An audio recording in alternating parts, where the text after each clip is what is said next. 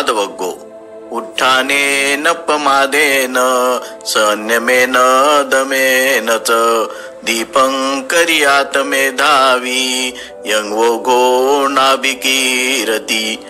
उत्साहाने, उद्योगाने, जागरूकतेने, सावधानतेने, संयमाने आणि दमाने शहाण्या माणसाने आपल्या मनाचे एक बेट बनवावे की ज्याला पूर तोडून विखरून टाकू शकणार नाही.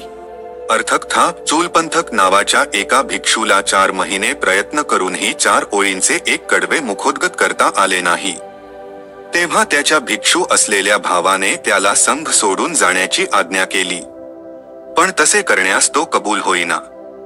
बुद्धांनी त्याचा स्वभाव जाणून त्याला स्वच्छ कापडाचा एक तुकडा दिला आणि सकाळच्या सूर्याकडे पाहत तो हातात धरून ठेवण्यास सांगितले. पण घाम येत असल्याने हातात सक्त धरून ठेवल्यामुळे तो कापडाचा तुकडा मळून गेला. हा स्पष्ट दिसणारा बदल पाहून जीवनाच्या अशाश्वततेवर तो विचार करू लागला.